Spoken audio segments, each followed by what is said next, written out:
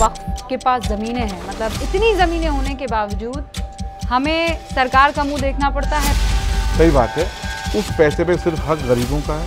सब कह रहे हैं कि हिंदू मरता है तब इतना हो हवा नहीं हो, लेकिन यहाँ अगर ऐसा कुछ हो जाए तो तबाही मच जाएगी, क़यामत आ जाएगी। मानवता का शर्मसार किया। एक जानवर को मारने में 10 बार सोचते हैं, आप इंसान को चला रहे हैं जिंदा और चुन चुन के मार रहे हैं। सख्त अल्फाज में निंदा करता हूँ। कट्टर सोच है, जो कट्टरवाद है, एक रूप इस्लाम का, वो ज़्यादा हावी हो रहा है यंगस्टर्स। कट्टरवाद बना रहे हैं, जो कट्टरवादी सोच रखते हैं वो लोग बना रहे हैं इस्लाम का कट्टरवाद। जहाँ मुसलमान कुछ ज़्यादा इकट्ठे होते हैं, सामने वाला आपसे खौफ खाने लगता है। कमियां हैं हमारे में। अगर आतंकवादी कहीं पकड़ा जाता है तो वो अगर 10 हैं तो उसमें तो 9 मुसलमान ही होंगे। नमस्कार, आदाब, आप सभी का बहुत बहुत स्वागत है। मेरा नाम रुबिका लियाकत है और आज मेरे सामने आपके समक्ष एक बहुत ही ख़ास शख्सियत मौजूद हैं, जिनका नाम है सैयद नसीरुद्दीन चिश्ती साहब। हज़रत अजमेर शरीफ दरगाह के दीवान और सज्जादा नशी सैयद ज़ैनुल आबिदीन के बड़े बेटे हैं और उनके उत्तराधिकारी भी हैं। यानी जो अजमेर शरीफ दरगाह आप जानते हैं, जहाँ जाते हैं, अक़ीदे में आपने कई बार वहाँ पर माथा भी टेका होगा। उस पूरी दरगाह का रखरखाव, उसका मैनेजमेंट, जिसे कहते हैं होली हेड, वो इस वक्त ज़ैनुल आबिदीन साहब हैं और उनके बड़े बेटे यानी उनके उत्तराधिकारी इस वक्त हमारे साथ मौजूद हैं। हज़रत, आपका बहुत बहुत स्वागत है। और आज आपका यहाँ होना इसलिए भी ज़रूरी है क्योंकि वक्फ बोर्ड को लेकर जो बदलाव सरकार की तरफ से बिल के रूप में लाए गए हैं, जेपीसी में ज़रूर भेज दिए गए हैं, लेकिन किरण रिजिजू जो कि अल्पसंख्यक कार्य मंत्री हैं, उनसे मुलाकात होती है। तमाम दरगाहों को एक साथ लाकर एक आवाज़ में उनकी परेशानियों को रखने का जो है वो जिक्र भी होता है। ऑल इंडिया सूफ़ी सज्जादा नशी काउंसिल, आज से पहले तक सब दरगाहें अलग अलग रहा करती थी, लेकिन लगभग 800 दरगाहों को एक छत के नीचे या एक प्लेटफॉर्म पर लाने का काम भी हज़रत ने किया है। और आज जो बातचीत हमारी होने वाली है वो सिर्फ राजनीतिक या पारंपरिक या इनके इर्द गिर्द नहीं रहने वाली है, बल्कि हम सूफिज़म पर बात करेंगे, हिंदुस्तान पर बात करेंगे, मुग़लों पर बात होगी, सूफ़ी संतों पर बात होगी। तो चलिए इस सिलसिले को शुरू करते हैं। बहुत बहुत आपका स्वागत है। बहुत बहुत शुक्रिया। सबसे पहला सवाल अभी जो जहन में आता है कि बहुत कम लोग हैं, ख़ासकर जो मुसलमान हैं या जो स्पिरिचुअल हेड्स हैं, वक्फ बोर्ड में बदलाव का जो स्वागत कर रहे हैं। आप उनमें से एक हैं, क्या वजह है? बिस्मिल्लाहिर्रहमानिर्रहीम। आपने मुझे बुलाया, बहुत बहुत शुक्रिया, और मुझे मौका दे रहे हैं इस प्लेटफॉर्म पे अपनी बात रखने का, क्योंकि ये बहुत बड़ा प्लेटफॉर्म है आपका और इसके ज़रिए मेरी बात ज़्यादा लोगों तक पहुँचेगी और ज़रूरी भी है, वक्त की ज़रूरत भी है। बेसिक वजह यह है कि इस देश के अंदर जितना भी औकाफ़ की प्रॉपर्टीज़ हैं, वफ़ की प्रॉपर्टीज़ हैं, उसमें सबसे बड़े स्टेक होल्डर अगर वफ़ के कोई हैं तो वो दरगाहें हैं। और दरगाहों पे मुतवल्ली और सज्जादा नशीन, कुछ दरगाहों पे मुतवल्ली सज्जादा नशीन हेरिडिटरी पोस्टें, दोनों पोस्टें हेरिडिटरी हैं, वंशानुगत हैं, और कुछ दरगाहों पे से सज्जादा नशीन हेरिडिटरी हैं। और सज्जादा नशीन जो होता है वो दरगाहों का लीगल रिप्रेजेंटेटिव होता है। और मुतवल्ली मैनेजर। लेकिन कुछ दरगाहें ऐसी हैं जो कस्टम सिस्टम चला रहा है, कस्टम एंड ट्रेडिशन के, वहाँ पर मुतवल्ली और सज्जादा नशीन दोनों एक ही व्यक्ति होते हैं। तो दरगाहों की हम लोगों ने इसलिए इसका वेलकम किया कि हम पहले भी कई मेमोरेंडम सरकार को दे चुके हैं कि वक्फ एक्ट में अमेंडमेंट किया जाए। स्पेशली दो बातें इसके अंदर, ये तो इन जनरल मुसलमानों के मामलात को लेकर के, एक स्पेशली दरगाहों को लेकर के, दरगाहों के बारे में मौजूदा वक्फ एक्ट जो अब तक चला आ रहा है 1995 का भी, और 2013 में जो अमेंडमेंट हुआ, वो दरगाहों के कल्चर, उनके जो सेरेमनीज़ हैं, रिचुअल्स हैं, उसके बारे में बिल्कुल साइलेंट हैं। इस वक्फ बोर्ड ने दरगाहों के निज़ाम को धर्म भरम कर दिया और इतना लिटिगेशन में सज्जादा नशीन जो स्पिरिचुअल लीडर होता है, जिसका काम है मुल्क में अमन व अमान के लिए काम करना, to spread the message of peace, communal harmony, brotherhood के लिए काम करना, लेकिन इतनी लिटिगेशन में उलझा दिया कि हर दूसरा सज्जादा नशीन आपको कोर्ट के भी नहीं, खासतौर से वक्फ ट्रिब्यूनल के चक्कर काटता हुआ मिलेगा। आप कह रहे हैं कि दरगाहों को ये लोग रिकग्नाइज ही नहीं करते हैं। वक्फ बोर्ड दरगाहों को रिकग्नाइज करते हैं, उसके कस्टम ट्रेडिशन को रिकग्नाइज नहीं करते। कस्टम ट्रेडिशन मतलब फूल चढ़ाना, चादर चढ़ाना, अगरबत्ती जलाना, बसंत हमारे यहाँ मनाते हैं, कवाली हमारे यहाँ होती है, ये सैफरन कलर मैंने पहन रखा है, कुछ भी मेंशन नहीं है। तो और दरगाहें सबसे बड़ी स्टेक होल्डर है वक्फ की। तो हमने कितनी ज़मीनें होंगी दरगाहों की? अलग अलग दरगाहें हैं, मैं समझता हूँ पर दरगाहों को अगर आप देखोगे तो हज़ारों बीघों के अंदर हर दरगाह के पास ज़मीनें हैं। मुगलों के दौर से, उनसे पहले से, और मुगलों ने नहीं, हिंदू राजाओं ने भी हमें दरगाहों को ज़मीनें दी हैं। तो ज़मीनें हैं, बात वो इशू नहीं है, बात प्रॉपर्टी है उसकी नहीं, लेकिन कम से कम हमारे राइट तो रिकॉग्नाइज हो, हमारी पोजीशन रिकॉग्नाइज हो, हमारे कस्टम ट्रेडिशन रिकॉग्नाइज हो। हम प्रॉपर्टी के लिए नहीं लड़ रहे हैं, हम लड़ रहे हैं हमारे वजूद के लिए। सजादा नशीन का वजूद, दरगाहों के कस्टम ट्रेडिशन, कवालियों का, चादर चढ़ाने का, फूल का एक सूफी ट्रेडिशन है कि इंडियन मुस्लिम अलग मुस्लिम है, इंडियन ट्रेडिशन बिल्कुल अलग है। हमारे यहाँ पर कवाली भी होती है, हमारे यहाँ चादर भी चढ़ती है, हमारे यहाँ फूल भी चढ़ाते हैं। तो अब वक्फ बोर्ड के अधिकारी कहते हैं कि साहब हमारे यहाँ तो ऐसा कोई प्रोविजन है ही नहीं, और मुतवल्ली है। अच्छा, उस पर सबसे बड़ी बात देखिए, दरगाहों की इनकम में से 7% जरूर ले रहे हैं वो लोग। अच्छा, लेकिन हमारे कस्टम ट्रेडिशन को रिकॉग्नाइज नहीं कर रहे हैं। तो वो क्या कहते हैं, ये कस्टम और ट्रेडिशन वो मानने से क्यों इनकार करते हैं? कोई एक्ट साइलेंट है, वो कह क्या सकते हैं, एक्ट साइलेंट है क्या? इसलिए हम लोगों ने मेमोरेंडम गवर्नमेंट को दिए कि एक दरगाह बोर्ड अलग से बना दिया जाए, या इसके अंदर एक प्रोविजन रख दिया जाए एक्ट में कि दरगाहों के कस्टम ट्रेडिशन, सजादा नशीन कौन होगा, क्या ट्रेडिशन है, उसका सक्सेशन कैसे होता है, और क्या क्या रसूमात होती है। वो क्योंकि दरगाह ख्वाजा साहब एक्ट में सेक्शन 15 है कि चिश्तिया सेक्ट की जितनी रस्म रिवाज है, कस्टम ट्रेडिशन है, उसको फॉलो किया जाएगा। क्योंकि हमारा दरगाह अजमेर शरीफ की दरगाह का एक्ट अलग बना हुआ है। हाँ, एक्ट नंबर 36 1955 अंदर नहीं, वो अलग है बिल्कुल। तो उसमें तो एक प्रोविजन दिया हुआ है। अदर दरगाह को क्या होगा, वहाँ कहीं नहीं है। इन बातों को लेकर के हमने पहले भी हुकूमतों के सामने दिए थे, अभी मौजूदा हुकूमत के सामने हमने कम से कम 3 से 4 मेमोरेंडम दिए। पिछली 5-6 तारीख को मैं आया था यहाँ पर, तो मैंने NSA साहब से रिक्वेस्ट की थी, मैं उनके पास भी गया था, उन्होंने बहुत पेशेंटली हमारी बात को सुना और हमने उनको एक मेमोरेंडम दिया ताकि हमारी बात प्रधानमंत्री तक पहुँचाएं। उसके बाद में हम किरण रिजिजू साहब से मिले उनके घर पे, उनसे भी हमने रिक्वेस्ट की थी, लेकिन शायद ये बिल बन के तैयार हो चुका था और अब ये बिल जॉइंट पार्लियामेंट्री कमेटी में जा चुका है। तो हमने सबसे पहले तो इस बिल का वेलकम किया, क्योंकि अब दरगाहों का एस्पेक्ट तो बिल्कुल अलग है।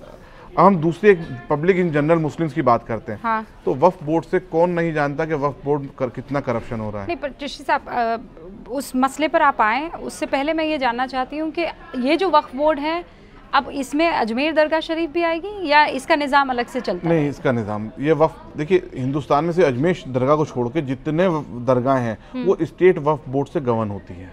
हाँ। अजमेर शरीफ की दरगाह डायरेक्ट सेंट्रल गवर्नमेंट से गवर्न होती है माइनॉरिटी मिनिस्ट्री के जरिए, जो एक्ट नंबर 36 1955 के तहत उसका मैनेजमेंट होता है। तो फिर जो लोग इसकी मुखालिफत कर रहे हैं, वो चिश्ती साहब आपसे सवाल कर सकते हैं, तो फिर आपका क्या वास्ता इसमें, आपका क्या लेना देना, आप क्यों? बिल्कुल, मैं बताऊँ, दरगाह ख्वाजा साहब एक्ट में भी कई प्रोविजन ऐसे हैं जिससे हम लोगों को काफ़ी दुश्वारी होती है। वो एक एक्ट जो है वो पेपर एक्ट बन के रह गया है, सही तरीके से जिस तरीके से मैनेजमेंट होना चाहिए वो वहाँ पर भी नहीं हो रहा है। आप वहाँ पर जो स्टेक होल्डर्स हैं उनसे बात कर सकते हैं। एक स्टेक होल्डर मैं हूँ, एक दूसरे स्टेक होल्डर वहाँ के खुद्दाम हैं, तीसरे स्टेक होल्डर दरगाह कमेटी है। हम चाहते हैं हमारे यहाँ की कमेटी भी ऐसी आए जिसमें हाई कैडर के लोग हों, पढ़े लिखे लोग हों, MP हो, सिटिंग MLA हो, सिटिंग SP, वहाँ के जो सुप्रिटेंडेंट ऑफ पुलिस होते हैं वो हों, सिटिंग डिस्ट्रिक्ट मजिस्ट्रेट हो। देखिए अजमेर दरगाह से भी तो मैसेज आता है, और हम ये चाहते हैं कि अजमेर दरगाह के अलावा पूरा हिंदुस्तान की दरगाहों का एक एक्ट ही अलग बना दिया जाए। लेकिन असदुद्दीन ओवैसी साहब ये कहते हैं कि ये मुसलमानों पर हमला है, उन पर अटैक है, जानबूझकर उनको मार्जिनलाइज करने की कोशिश है। क्यों कोई दूसरे कौम का या दूसरे धर्म का शख्स जो है वो इन कमेटियों में शामिल हो, इस बोर्ड में शामिल? बहुत अच्छा आपने सवाल किया। मैं उनके जवाब में कोई रिप्लाई देना नहीं चाहता। वो एक रेस्पेक्टेबल मेंबर हैं, मेंबर ऑफ पार्लियामेंट हैं, उनको ऑब्जेक्शन करने का राइट है और उन्होंने अपनी बात रखी है। मैं अपनी बात रखना चाहता हूँ, मैं उनसे इत्तेफाक नहीं रखता। क्यों? आज कलिया शरीफ की दरगाह हिंदुस्तान की एक प्रोमिनेंट दरगाह में आती है, साबिर पाक की दरगाह, अली अहमद। उनकी दरगाह का मैनेजमेंट कौन संभाल रहा है? मुतवल्ली कौन है आज की तारीख में? जो एज ए रिसीवर में बैठा हुआ है, वहाँ के शायद डिस्ट्रिक्ट कलेक्टर या एडिशनल कलेक्टर ऐसे कुछ हैं वहाँ पर, ठीक है। अब अपन वुमेन्स की बात करते हैं। सबसे पहले तो स्मृति ईरानी जी ऑनरेबल मिनिस्टर थी, वो सेंट्रल वक्फ काउंसिल को लीड कर रही 1.5 साल से। सेंट्रल वक्फ काउंसिल भी तो एक नीचे वक्फ बोर्ड होता है स्टेट के अंदर, ये सेंट्रल वक्फ काउंसिल है, वो लीड कर रही, क्या एतराज़ है? और हमारी काउंसिल की एक इंपॉर्टेंट दरगाह है निज़ामुद्दीन औरंगाबादी रहमतुल्लाह अलैह, जिनकी दरगाह औरंगाबाद में है, उनकी दरगाह की मुतवली बेगम नैयर जहाँ हैं आज की तारीख में, जो सज्जादा नशीन की वाइफ हैं, वो मुतवली है वहाँ पर। तो मुतवली हो सकता है जब लेडीज़, तो मेंबर क्यों नहीं? पहला पॉइंट तो मैं उनका ये क्लियर, मैं इससे सहमत नहीं हूँ। दूसरा, आज जब कलियर में दरगाह में मैनेजमेंट मुतवली की या रिसीवर के तौर पे तो कलेक्टर साहब देख रहे हैं, तो अगर मेंबर नॉन मुस्लिम बन जाता तो ये तो हमारे मुल्क का सेकुलर निज़ाम है, इसमें तो बहुत अच्छा वेलकम करना चाहिए। वो इंटरफेयर थोड़ी कर रहे हैं। अच्छा, अब एमपी साहब का उन्होंने प्रोविज़न रखा उसके अंदर कि सिटिंग एमपी होना चाहिए, अगर वो नॉन मुस्लिम हुए तो क्या करेंगे? अगर मान के चलिए फ़र्ज़ करें राजस्थान के अंदर कोई मुस्लिम एमपी है ही नहीं, तो एमपी तो लेना प्रोविज़न के अकॉर्डिंग, तो क्या वो कहेंगे? नहीं, एमपी जनप्रतिनिधि होता है। तो उनकी बात जो है, मैं उससे सहमत इत्तेफाक नहीं करता। मैं उनकी बात को काट नहीं रहा हूँ, उनकी बात उन्होंने अपनी जगह रखी होगी, मैं अपनी बात रखना चाह रहा हूँ कि लोगों को गुमराह नहीं होना चाहिए। ये आम मुसलमान से बिल्कुल भी नहीं जुड़ा, खास तौर से उन मुसलमानों से जुड़ा हुआ है जो अपनी प्रॉपर्टी को वक्फ कर देते हैं। लेकिन सरकार की नीयत को लेकर बार बार सवाल उठते हैं। सरकार की नीयत के लिए मैं आपके माध्यम से पूरे देश को मैसेज देना चाहता हूं कि अगर सरकार की नीयत खराब होती तो सरकार आगे होकर इनिशिएटिव नहीं लेती कि इस बिल को ज्वाइंट पार्लियामेंट्री कमेटी में भेजा गया। अब तमाम एमपी बैठेंगे, पार्टी के तमाम पार्टी के पॉलिटिकल पार्टी के लोग बैठेंगे, वो तय कर लें कि इसमें क्या गलत है क्या सही है। ये तो एक ट्रांसपेरेंसी लाने के लिए किया गया है। क्या देखिए, जब आप बहसीत, आप तो खुद मुसलमान हैं, आप मुझे बताएं, वफ़ की गई प्रॉपर्टी, अल्लाह वफ़ अल्लाह, दो तरह का वफ़ ना, वफ़ अल्लाह, तो डेडिकेट करने वाले का सिर्फ मकसद ये होता है कि मैंने ये प्रॉपर्टी अल्लाह की राह में दे दी, अब इसका इस्तेमाल सिर्फ और सिर्फ इस प्रॉपर्टी का इस्तेमाल या इसकी आमदनी का इस्तेमाल फलाह बहबूदी के काम में लेना चाहिए, गरीब गुरबाओं के लिए, यतीम बच्चों की शादी के काम में है, बच्चों की एजुकेशन के काम में है, लोगों के घर बने। कौन सा एक हिंदुस्तान में सिंगल वक्फ बोर्ड मुझे बताएं आप जिसने ये स्कीम चला रखी हो कि वो साल में इतनी यतीम बच्चों की शादी कराएगा, इतनी बच्चों को पढ़ाई लिखाई कराएगा, एजुकेशन का इंतजाम करेगा, इतने गरीबों का घर बनाएगा? अरे वो अल्लाह का माल है, उसकी मखलूक में काम में लिया जाए। आप लोग क्या कर रहे हैं उसके लिए? पर मुखालिफत करने वाले ये कहते हैं कि ये काम तो फिर सरकार को करना होगा ना, भाई सरकार ही का एक नुमाइंदा होता है जो हेड होता है, तो ये प्रोसेस जो है ये तो सरकार को कर लेना चाहिए था। अब तक जो स्कूल कॉलेजेस हैं वो सरकार को बना देने चाहिए थे, क्यों नहीं बनाए? देखिए, पहले चीज़ तो आपने पॉइंट आउट किया कि सरकार का नुमाइंदा है, मतलब हम मानते हैं ना वक्फ बोर्ड भी एक तरह से सरकारी और ठीक है ऑटोनोमस बॉडी है, लेकिन सरकार का विंग तो है ना। हाँ बिल्कुल। अब इसको मजहब में मुदाखलत जो मान रहे हैं ना, वो कौम को गुमराह कर रहे हैं। देखिए, वक्फ मजहबी मामला, वक्फ की कंडीशन मजहबी मामला, लेकिन वक्फ की प्रॉपर्टी का देख रेख करना, ये तो एक एक्ट बनाया गया, संविधान के तहत बनाया गया ना 1954 में, और संविधान के तहत उसमें अमेंडमेंट किया गया 1995 में, और संविधान के तहत 2013 में किया, और संविधान के तहत ही आज किया जा रहा है। तो अब ये मजहब का मामला कैसे हो गया? ये तो एक एडमिनिस्ट्रेटिव मैटर है कि दरगाह की या औकाफ की प्रॉपर्टी को कैसे मैनेज किया जाए और उसके प्रॉपर्टी की जो इनकम है उसको सही तरीके से कैसे यूटिलाइजेशन किया जाए। तो आप ये मानते हैं कि इस एक्ट के आ जाने के बाद ये जो करप्शन, एक तो मैं चाहती हूँ आप करप्शन पर भी बात करें, जिस तरीके से वक्फ के पास ज़मीनें हैं, मतलब हमारे आर्मी और रेलवे के बाद तीसरे नंबर पर वक्फ की प्रॉपर्टीज़ आती हैं, तो उस लिहाज से तो आज मुसलमान का बच्चा जो है वो किसी परेशानी से नहीं जूझना चाहिए था, पढ़ाई लिखाई उसकी हो जानी चाहिए थी, बच्चियों को दर दर ना भटकना पड़ता, बेवाओं को, यतीमों को ना परेशान होना पड़ता।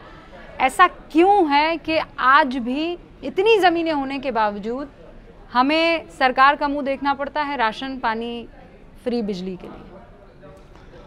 बिल्कुल, मैं आपकी बात से सहमत हूँ। इतनी अगर प्रॉपर जो प्रॉपर्टी देखी जाती है वक्फ बोर्ड की, 9 लाख हेक्टर बता रहे हैं या 9 लाख प्रॉपर्टीज़ हैं, और अगर उसकी आमदनी मानी जाए तो मैं समझता हूँ हज़ारों करोड़ में होने चाहिए।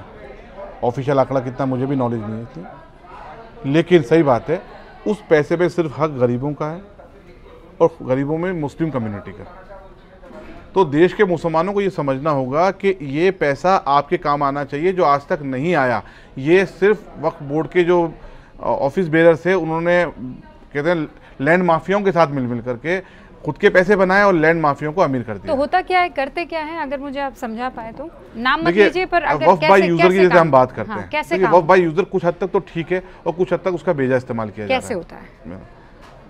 अब किसी को देख लिया हमने, ये लैंड खाली पड़ी है, हाँ, ये वक्फ बाय यूजर का प्रोविजन बता रहा हूँ आपको, सेक्शन 14। तो अधिकारियों से उन्होंने लाइजनिंग कर ली लैंड माफियाओं ने, थोड़े दिन तक उसका इंस्पेक्शन करवाया, इंस्पेक्शन करा करके जाहिर सी बात है CEO और उनको सबको मैनेज किया गया और उस प्रॉपर्टी को क्या नाम है उनसे मैनेज करके उसको नोटिफाइड करा दिया उसने, और फिर बाद में अपने मिलने वालों को उसको रेंट पे दिलवा दी, लीज पे दिलवा दी, वक्फ बोर्ड से प्रोविजन है, दिलवा दिया। तो ये पूरा, और उस प्रॉपर्टी पे वो मॉल चल रहा है, उस प्रॉपर्टी पे कॉमर्शियल एक्टिविटी चल रही है, और पैसा ओरिजिनल रसीद ये इसकी ऑथेंटिसिटी क्या है कि आप अपने यहाँ से रिसिप्ट तो उनको 500 रुपये महीने की दे रहे हो, और हो सकता है आप लोग उनसे 2000 रुपये महीना ले रहे हो ब्लैक में, और ये तो बहुत छोटा अमाउंट, बहुत छोटा अमाउंट। में तो एक एग्जांपल दे रहा हूँ। हाँ। हम तो ये मैटर तो करोड़ों अरबों रुपए का है, मैं एक छोटा सा एग्जांपल दे रहा हूँ आपको, और ये होता है, बिल्कुल होता है। आपको कोई कॉलेज, कोई यूनिवर्सिटी, कोई अस्पताल ऐसा याद पड़ा है जो कहीं नहीं है हिंदुस्तान में वक्फ के द्वारा कोई बनाया गया हो? तो मैंने पिछले 10 दिन से पूरे लोगों से इंक्वायरी करी, मालूमात करी कि कोई वक्फ का स्कूल चल रहा है, वक्फ का कोई इदारा चल रहा है, मेडिकल कॉलेज चल रहा है, कहीं पर भी कुछ नहीं। अगर ये इतना ही हाँ, सही, कुछ दरगाहें हैं जैसे गुलबर्गा शरीफ की दरगाह, हमारी काउंसिल के नुमाइंदे हैं वो, और मैं अप्रिशिएट करता हूँ उन लोगों ने, उनके वालिद ने बहुत मेहनत करी वहाँ पर। वहाँ दरगाह की इनकम का यूटिलाइजेशन सही हो रहा है, वहाँ के जो मुतवल्ली सजाद सेम है, वो वहाँ की इनकम को बाकायदा उन्होंने मेडिकल कॉलेज खोला है, इंजीनियरिंग कॉलेज है, और वो काफ़ी अच्छा काम कर रहा है।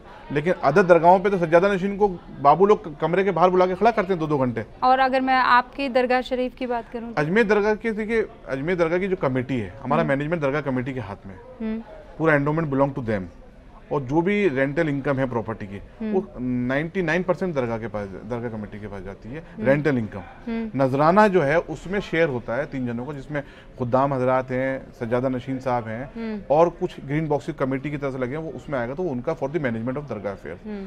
तो दरगाह कमेटी ने, हमारे यहाँ स्कूल चलता है उनका, अच्छा स्कूल चल रहा है, प्लानिंग में है हमारे यहाँ पर कि हम मेडिकल कॉलेज को खोलें, लेकिन अब तक वो अप्रूव नहीं हो पाया, किसी वजह से अटका हुआ है। लेकिन कमेटी हमारे यहाँ कोशिश करके गई है, पुरानी कमेटियाँ, मुख्तार अब्बास नकवी साहब ने पर्सनली बहुत इंटरेस्ट लिया था हमारी मिनिस्ट्री के अंदर, दरगाह के अंदर, उसको डेवलप करने के लिए भी, और वहाँ पर स्कूल कॉलेजेस खोलने के लिए, लेकिन शायद किसी वजह से वो फॉर्मेलिटी के तौर पर रुक गया होगा, लेकिन वो प्रयासरत हैं, काम कर रहे हैं। अब हम ओवरऑल वफ़ की जो गुमराह कर रहे हैं, क्या वफ़ अल औलाद में बेटी का हक नहीं बनता?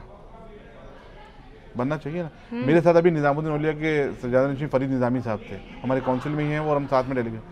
उन्होंने बताया कि हज़रत जो बारीदारी का जो इनकम हमारी दरगाह में हो रही है, उनके सिस्टम, उनके गले लगे हैं बारीदारी, उसमें पीरजादों के साथ जितनी पीरजादियाँ हैं उनका भी हिस्सा है। तो ये अच्छी बात है ना, ये एग्जाम्पल है ना। तो दूसरों को देने में क्या है? वफ़ अल औलाद में क्या बेटों को दे दिया जाए, बेटी को नहीं दिया जाए? तो नहीं दिया जाता है। देखिए ये प्रोविजन गवर्नमेंट ला रही है, तो उनसे पूछा जाए जो ऑब्जेक्शन कर रहे हैं। मेरी नज़र में तो देखिए कोई साहिब सज्जादा अगर जो बशरा आदमी है तो वो अपनी बहनों का हक कहीं नहीं रोकेगा, देते आए। लेकिन अब ये प्रोविजन पे ऑब्जेक्शन क्यों कर रहे हैं वो लोग, उनसे पूछा जाए। हम तो कहते हैं अच्छा मैंडेटरी प्रोविजन होना चाहिए। आपको क्यों लगता है कि ये क्यों मुखालिफत इसकी हो रही है, क्यों इसके अगेंस्ट है, और क्यों ऐसा लग रहा है जो भी अगेंस्ट हैं या जो एट लार्ज मुस्लिम कम्युनिटी है उसको ये लग रहा है कि लीजिए सी आया तो हमारे खिलाफ आया, ये आर्टिकल 370 को भी उसी लिहाज से जोड़ने की कोशिश की गई, ठीक है। फिर अब ये वाला जो मसला है इसको भी ऐसे ही देखा जा रहा है, ट्रिपल तलाक को भी ऐसे ही देखा गया कि ये जो सरकार है ये मुसलमानों को कोने में ढकेल देना चाहती है, एक जो नैरेटिव बिल्ड करने की कोशिश की जा रही है। परसेप्शन बना दिया है कि मैं समझता हूँ मोदी सरकार कोई भी एक्शन लेगी या कोई भी अच्छा डेवलपमेंट का काम करेगी for the betterment of the Muslim community, तो एक माहौल बना दिया गया कि साहब ये तो मुसलमानों के खिलाफ ला रहे हैं। अरे अच्छा बिल पेश हुआ नहीं, उससे पहले ही अनाउंसमेंट हो गया था मुसलमानों के खिलाफ। अब बिल पूरा पढ़ लिया है आपने, उसमें कुछ ऑब्जेक्शन है आपके, ठीक है, आपको राइट बनता है, डेमोक्रेसी में रहते हैं हम लोग, आप पार्लियामेंट में अच्छी चर्चा करें। और अब तो सरकार ने अपनी मंशा और क्लियर कर दी है, इसको जॉइंट पार्लियामेंट्री कमेटी भेज दिया। अब हम समझते हैं, हम चाहते हैं, तमाम लोगों से अपील करते हैं कि देखिए ये हर बात को मोदी सरकार अगर कोई काम करती है उसको ये माहौल ना बनाया जाए कि मुसलमानों के खिलाफ है। आज 12 साल 10 साल हो गए, 11वां साल 12वां साल हमारी मोदी सरकार को हो रहा है। क्या ज़िंदगी और मुसलमानों को ये डराते रहेंगे कि मोदी आ जाएंगे या बीजेपी आ जाएगी तो ऐसा होता रहेगा? आप मालूम कीजिए ग्राउंड रिपोर्ट, कितने मुस्लिम बिजनेसमैन है माशाल्लाह, सबने तरक्की करी है, किसके साथ रुकावट हुई है? कौन सा मुसलमान है जिसको साइडलाइन कर दिया गया है? सरकार तो दुनिया भर की स्कीम चला रही है, किसने मना करा आपको? आप उसको अवेल तो करें, लेकिन उसको घर घर तो पहुंचाएं। आप तो सिर्फ एक ही बात पहुंचा रहे हैं घर तक। ये सरकार, मैं सरकार देखिए, सरकार से ना तो मुझे कोई राज्यसभा चाहिए और ना मुझे पॉलिटिकल पोस्ट चाहिए। अल्हम्दुलिल्लाह जिस गद्दी पे हूँ, जिस दरगाह पे हूँ, उस दरगाह जिंदगी भर तक क़यामत है, मेरी नस्लें वहाँ तक क़यामत है, अल्लाह से ये दुआ है। लेकिन मुसलमानों के नाम पर राजनीति बन गई है। हमारे बच्चों के पेट हैं, हमारे बच्चों को रोजी रोटी चाहिए, हम सिर्फ वोट ही नहीं है कि वोट के टाइम में मुसलमान आ जाओ साहब वोट डाल दो। तो वोट बैंक तो बन ही गया है ना मुसलमान अपने देखिए हमारे रहनुमा सही नहीं रहे, मैं किसी का नाम नहीं लेता, लेकिन हमारे रहनुमा सही नहीं। मुसलमानों के बच्चों को नौकरी नहीं चाहिए। कौन सी मोदी सरकार की ऐसी नौकरी की जॉब की स्कीम निकली जिसमें लिखा हुआ कि मुसलमानों को नहीं लिया जाएगा? मुसलमानों के लिए स्पेशल प्रोविजन रखा गया है। जनरल प्रोविजन में तो है, आप जो जनरल स्कीम निकली हुई है आपके लिए तो अलग से स्कीमें चलाई गई, नेट पे अवेलेबल है, आप गूगल सर्च कीजिए ना, उसको अवेल तो करिए। और सरकार से मैं आपके माध्यम से अपील करना चाहता हूँ, आपके जो स्कीम मुसलमानों के लिए इंट्रोड्यूस की जाती है वो डोर टू डोर नहीं पहुँच पाती है। ऐसे लोगों को जिम्मेदारी दें जो ग्राउंड पे जिनकी पकड़ हो। सूटेड बूटेड लोग नहीं चलेंगे। मुसलमान ना तो नेट खोल सकता है, वो तो बेचारा रोज़मर्रा के काम करता है, अपने रोजी रोटी कमाता है, शाम को पैसा घर में कमा के लाता है, उसके बाद कहाँ टाइम गूगल पे वेबसाइट सर्च करे और उसका प्रोसीजर मालूम करे। नहीं, इसको और आसान बनाने के लिए हम लोग ग्राउंड पे उतरे हैं। आपने कहा कि बेचारा मुसलमान कौम को पढ़ाई लिखाई से जो है हमेशा दूर रखा गया, या कौम खुद पढ़ाई लिखाई से दूर रही है। मेरा मानना ये है कि हमारे रहनुमाओं की कमी मानूंगा मैं। देखिए, कौम तो चाहती है पढ़ना, कौन बच्चा है जो पढ़ना नहीं चाहता, कौन माँ है जो अपने बच्चों को पढ़ाना नहीं चाहती, लेकिन परिस्थितियाँ, हालात उनको पढ़ने नहीं देते। Upliftment of the Muslim society बहुत सख्त ज़रूरत है हमारे मुल्क के अंदर। हालात ख़राब हैं और मुझे यकीन है कि सरकारें करेंगी। और देखिए, मोदी साहब ने तो पहले दिन से नारा लगा रहे हैं, वो तो कह रहे हैं विज़न है उनका था सबका साथ, सबका विकास और सबका विश्वास। नहीं, लेकिन असद ओवैसी और बाकी तमाम जो मुस्लिम नेता हैं वो ये कहते हैं कि लिंचिंग होती है, मुसलमानों को चैन से जीने नहीं दिया जाता है, वो खुलकर नमाज रास्ते पर नहीं पढ़ सकता है, वो जुलूस नहीं निकाल सकता है, और उसके साथ तमाम तरीके के जो दोहरा या दोहम दर्जे का व्यवहार है वो इस वक्त मुसलमानों के साथ हो रहा है। चीख चीख कर कहते हैं, आपने भी कई दफ़ा सुना होगा। बिल्कुल सुना। ये बड़े दुख की बात है कि ज़िम्मेदार लोग अगर ऐसे बयान देते हैं तो मैं समझता हूँ उनको बचना चाहिए। देखिए, हम कंपेयर करें चाइना से, आज हम 140 करोड़ हैं। अगर कोई मॉब लिंचिंग हो रही तो मैं भी उसकी मुखालिफत करता हूँ, कंडेम करता हूँ, आप भी करते होंगे और सरकारें भी करती हैं। सरकारें ये नहीं कहती हो मुसलमानों के साथ मॉब लिंचिंग हो, नहीं, कानून अपना काम करता है, देर सवेर करता है, काम करता है कानून अपना। लेकिन अगर मुसलमानों के बारे में बात की जाए तो चाइना में क्या हो रहा है, किस तरह की आज़ादी है, पाकिस्तान में बताएं आप। दूसरे अदर जो कुछ मुस्लिम कंट्रीज को छोड़ दिया जाए तो अदर देन मुस्लिम कंट्रीज दुनिया के अंदर कंपेयर की जाए इंडिया से, तो हम लोग तो बहुत बेहतर हालात में अल्हम्दुलिल्लाह। क्यों हमारे यहाँ मस्जिदों में अज़ान नहीं हो रही है, हमारे यहाँ नमाज नहीं पढ़ रहे हैं, हमारे यहाँ धार्मिक जुलूस नहीं निकल रहे। कहाँ रोक टोक है, किसने कहा रोक टोक है? कुछ एक दो केसेस आ जाते हैं जहाँ सरकार को मजबूरन कदम उठाने पड़ते हैं, फैसले लेने पड़ते हैं कि भाई हालात ख़राब ना हो, तो उसको आप ये नहीं सकते पूरे देश में ये हालात हैं। पर हज़रत, आप पर कभी आरोप नहीं लगा कि आपको भी मोदी सरकार ने ख़रीद लिया है? मतलब बहुत लगते हैं मेरे पास फेसबुक पे बहुत कैसे कमेंट्स आते हैं, व्हाट्सएप पे भी आते हैं हमारे मुखालिफ। देखिए, हर इंसान की ज़िंदगी में मुखालिफ ग्रुप होता है, मेरी ज़िंदगी में मुखालिफ ग्रुप है। और अब मान के चलें, अगर मुखालिफ ग्रुप ना हो तो मान लीजिएगा आप गलत रास्ते पे जा रहे हैं, और मुखालिफ ज़्यादा हो तो मान लीजिएगा आप हक पे हैं। तो हमारे मुखालिफ बहुत हैं, वो चलाते हैं, प्रोपेगेंडा करते हैं कि आरएसएस का आदमी है, ये मोदी का आदमी है, ये उनके चापलूसी कर रहे हैं। तो आप हैं क्या आरएसएस के आदमी, मोदी के आदमी? मैं तो हमारे वालिद के कांग्रेस के तमाम लीडरों से बहुत अच्छे संबंध रहे हैं, मोदी सरकार के कई लीडरों से भी अच्छे संबंध हैं, पुराने लीडर से, वाजपेयी साहब से भी हमारे वालिद के अच्छे संबंध थे, आडवाणी साहब से बहुत अच्छे संबंध है हमारे वालिद के, मुरली मनोहर जोशी साहब से भी अच्छे संबंध थे हमारे वालिद के, हमारे वालिद के इंदिरा गांधी से भी बहुत अच्छे संबंध थे, हमारे वालिद के राजीव गांधी जी से भी बहुत अच्छे संबंध थे। हम धर्मगुरु हैं, लेकिन हाँ, बिल्कुल हमारा फ़र्ज़ बनता है जो हुकूमत हम पे आयत कर दी गई है, हम उसके ताबे रहें, उसके वफ़ादार रहें। हम हुकूमत के वफ़ादार हैं, ना तो हमारा बीजेपी से कोई लेना देना, ना हमारा आरएसएस से, और ना ही कांग्रेस से। लेकिन इस मुल्क के लिए हमारे वालिद ज़िंदगी भर खड़े रहे और हम भी खड़े रहेंगे ज़िंदगी भर। जो सूफिज़्म जो पंथ है, जो तरीक़ा है, वो कहते हैं वो सुन्नी और शियाओं से थोड़ा अलहदा है।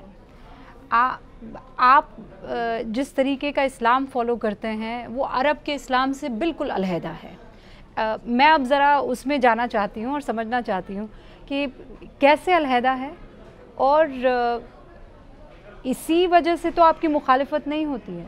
इसी वजह से तो आपको कहा नहीं जाता है कि ये कहाँ इस्लाम को जानते हैं। मैं किसी कॉन्फ्लिक्ट में नहीं जाना चाहता, आज का प्रैक्टिकल बताता हूँ। मैं जुमे की नमाज़ कहीं पढ़ रहा था, मैं जगह का नाम भी नहीं लूँगा। एक मेरा भाई छोटी उम्र में बच्चा था, मैं 25-26 साल के बच्चे होंगे, वो मेरे पास बैठ के नमाज़ पढ़ रहे थे। वो जीन शर्ट में थे, बिना टोपी के थे। मुझसे उन्होंने कहा, हज़रत एक बात कहना चाहता हूँ आपसे। मैंने कहा भाई बताएं। उन्होंने मुझे एक हदीस बाकायदा नेट मोबाइल पे पढ़ाई, बुखारी की हदीस थी। कहता ये कपड़े जो आपने पहन रखे ना, ये गैर शरई नहीं पहने थी, आका सल्लल्लाहु अलैहि वसल्लम ने मना फरमाया। मैंने उसको कुछ नहीं, मैं जी भाई आप सही फरमा रहे हैं, क्योंकि मेरे नबी का नाम आ गया तो मेरी इतनी हैसियत नहीं कि मैं कुछ बोलूँ, उसको काउंटर करूँ। लेकिन ये उसकी गलती नहीं है, उसने शायद दीन को गूगल से पढ़ा होगा। हम सूफियों ने दीन को प्रैक्टिकल जी के पढ़ा है।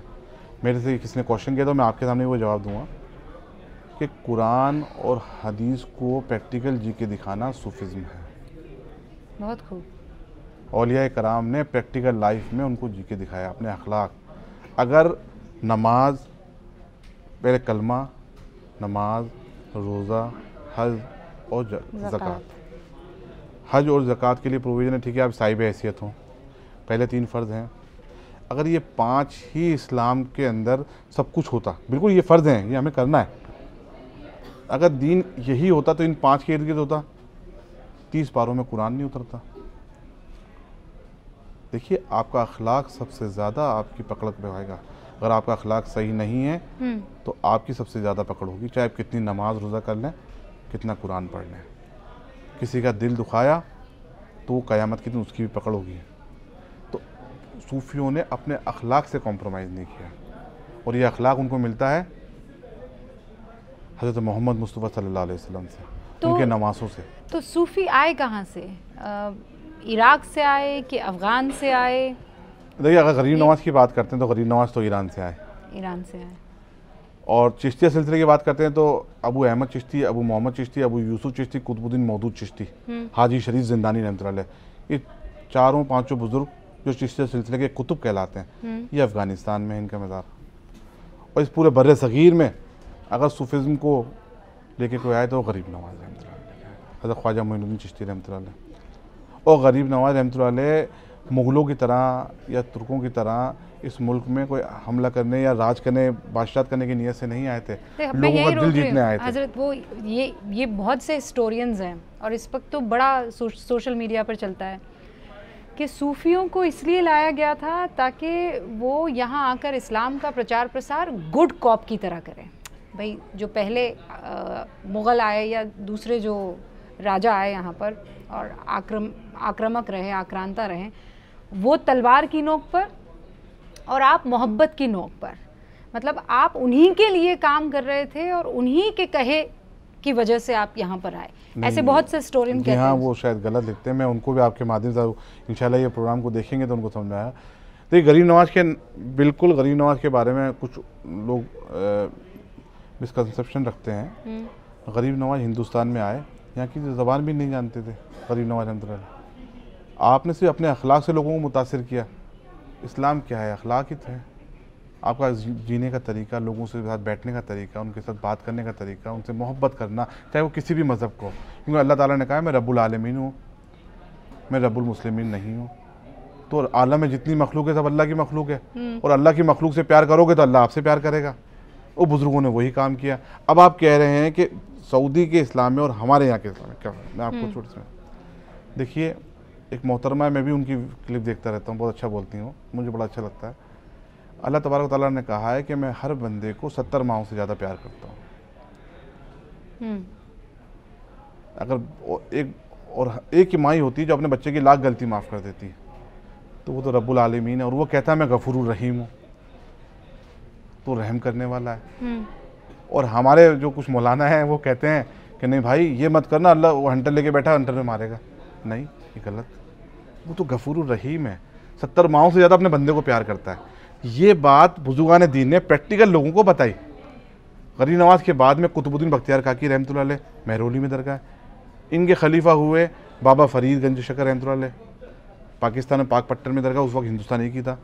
बाबा फरीद के खलीफा निज़ामुद्दीन औलिया रहमतुल्लाह अलैह और साबिर पाक रहमतुल्लाह अलैह। देखिए निज़ामुद्दीन औलिया का दौर बहुत इंपॉर्टेंट था सूफिज़्म को लेकर के। निज़ामुद्दीन औलिया का दौर ऐसा था कि बादशाह के दस्तरखान पे इतने लोग खाना नहीं खाते थे जितने निज़ामुद्दीन औलिया की खानका में लोग बैठ के खाना दस्तरखान खाते थे। और वहाँ पर मज़हब नहीं पूछा जाता था, खानकाओं में धर्म परिवर्तन नहीं किया जाता है, खानकाओं में कर्म परिवर्तन कराया जाता है। और इंसान के कर्म अच्छे होंगे तो उसका हक बनेगा जन्नत में जाने का। तो आप ये कह रहे हैं कि वहाँ उनके साथ जो काम किया करते थे या उनके अंडर रहते थे वो हिंदू भी थे, बिल्कुल और बिल्कुल वो दूसरे बिल्कुल कौम के लोग बिल्कुल। भी थे, दूसरे मज़हब के। 42,961 तोला या 43,961 तोला चांदी गरीब नवाज के कटहरे पे जयपुर महाराज की चढ़ाई हुई है। तो कहाँ भेदभाव था? हमारे बुजुर्गों की तारीख में तो लिखा है कई हिंदू राजा रजवाड़े तलवार हमारे बुजुर्गों के हाथ में रखते थे, दुआ करा के जाते थे जंग लड़ने के लिए। नहीं तो आज उन्होंने देश की सलामती के लिए दुआ की है। पर आज हजरत यही तो चर्चा चल रही है कि हिंदू तो ख्वाजा गरीब नवाज हो, निज़ामुद्दीन औलिया की दरगाह हो, या फिर कुतुबुद्दीन बख्तियार काकी हजरत की दरगाह हो, वहाँ जाता है, अकीदत से चादर चढ़ाता है, धागा बांधता है, मन्नतें मांगता है। लेकिन क्या वही मुसलमान जाएगा मंदिर या जाएगा किसी और धार्मिक जगह, और जाएगा तो उसे तरह तरह के नाम पुकार दिए जाएंगे, उसे कादियानी कह दिया जाएगा, उसे बेदखल कर दिया जाएगा, उसे कुफ्र कहा जाएगा। देखिए इस्लाम में ये मूर्ति पूजा और ये सब हराम है। तो बेसिक वजह यह है कि इसलिए मुसलमान नहीं जाता है, ठीक है। अच्छा, बुजुर्गान दीन का आस्थाना एक अलग बात है, ठीक है। एक मंदिर वाली बात है कि ये लोगों की आस्था के ऊपर डिपेंड करता है, ठीक है। किसी को रोक टोक नहीं देता, लेकिन हाँ हराम कहा जाएगा, काफिर कहा जाएगा, ये एक सिस्टम है। कई मुसलमान होते, मुसलमान में कई नहीं, मैं समझता हूँ 99 के 100% मुसलमान होगा, वो शायद मंदिरों में नहीं जाता है। लेकिन हमारे हिंदू हजरात, हमारे भाई हिंदू भाई दरगाहों में आते हैं, क्योंकि उनकी उस संत से, बुजुर्गान दीन से उनकी आस्था है। और हमारे यहाँ कोई रोक टोक नहीं है, आप आएँ, वेलकम है आपका।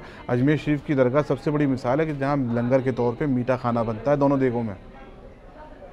किसी दौर में शिकार का गोश्त बनता था कि नहीं, यहाँ हर मज़हब का आदमी आता है तो हर मज़हब का आदमी खाना खाए यहाँ करके। तो देग के अंदर आज ही मीठा खाना बनता है। और अजमेर की दरगाह से हम तमाम स्टेक होल्डर जो हैं आज भी गरीब नवाज की जो मोहब्बत का पैगाम है दुनिया में दे रहे हैं। मैं अकेला ही नहीं दे रहा हूँ, सब दे रहे हैं मिल करके। और गरीब नवाज का पैगाम हर जगह पहुंचा है, तभी तो ये सूफिज़्म इतना फैला है। हिंदुस्तान की गंगा जमनी तहजीब, हम बसंत मनाते हैं ना, आपने बसंत देखा? हाँ हाँ। तो बसंत तो हमारे हिंदू हजरात मनाते हैं। बसंत के जो उस वक्त की जो फसल होती है उसके फूल तोड़ करके मूर्तियों पे चढ़ाते हैं, सेम हम भी उसको हमारी दरगाह में मनाते हैं। आज बसंत मना ले सुहागन, मनाते हैं हम लोग बसंत। तो ये बुजुर्गों ने इस मुल्क के नहीं, पर आप जो करते हैं वो तो एकदम अलहदा है इस्लाम से भाई। उसमें तो मौसीकी नहीं है, आप लोग कव्वाली गाते हैं, चादर चढ़ाने की कोई ऐसी परंपरा, कोई रिवाज नहीं मिलता है, धागा बांधने का कोई रिवाज नहीं मिलता है। बहुत सी ऐसी चीज़ें हैं जो कही जाती है कि इस्लाम से बिल्कुल अलहदा है, या ये शायद सनातन धर्म में ज़्यादा होती हो। देखिए इस डिबेट में जाऊंगा तो हमें बहुत तफसील में जाना पड़ेगा है, लेकिन उसके लिए फिर दलीलें देने पड़ेगी, फिर किसी आलिम को बैठाना पड़ेगा साथ में। हाँ। कव्वाली का कहीं नहीं है, हर जगह जिक्र है कव्वाली का। चादर चढ़ाने का, एक वली को मज़ार पे चादर रहनी चाहिए, जो अल्लाह के ख़ास वली, अल्लाह के दोस्त, वली का मतलब अल्लाह का दोस्त ना, उनके मज़ार पे चादर रहनी चाहिए। अब ये तो लिखा नहीं है कि इतनी क्वांटिटी में हो या इतनी क्वांटिटी में चादर रहनी चाहिए, तो चादर एक भी चढ़ सकती है, 100 भी चढ़ सकती है। फूल एक अकीदत के तौर पर आदमी चाहता है, खुशबू होती है फूल के अंदर, और फूल अल्लाह के वली के आस्थाने में जा रहे थे, अकीदत के तौर पे फूल पेश कर रहे थे, तो इसमें कहाँ गलत है? जो लोग अगर कहते हैं कि ऐसा नहीं है तो सब है, जिस दिन बैठेंगे, जिस दिन मुनाजरा होगा तो उस दिन हम साबित भी करेंगे इसको। ये सब ट्रेडिशन है। हम कह रहा हूँ बुजुर्गान दीन ने हिंदुस्तान में आने के बाद में अपने आप को यहाँ की रस्म रिवाज, यहाँ के कस्टम ट्रेडिशन की तरह ढाला उसमें। जब भी तो ये ड्रेस मेरे पास आई ना, हम तो वाइट कपड़े पहनते हैं। इसका क्या है? ये गरीब नवाज की बारगाह में जो भी गरीब नवाज की बारगाह में सज्जादा नशीन होगा, वो ये ड्रेस पहनेगा। इसे चिश्तिया रंग कहते हैं। चिश्तिया रंग कहते हैं, सैफरन कलर। तो ये यहाँ की गंगा जमनी तहजीब जो है, ये इसकी मिसाल है ना। ये यहाँ आकर आप लोगों ने धारण, बिल्कुल यहाँ के गरीब नवाज के दौर में सैफरन कलर आपने इस्तेमाल किया, आप दुपट्टा रखते थे सैफरन कलर का। उनके बाद में उनके जो चाहने वाले चिश्तिया सिलसिले के आज की तारीख में जितने लोग हैं, तो चिश्तिया रंग भी कहते हैं, तो उसको पहनते हैं लोग।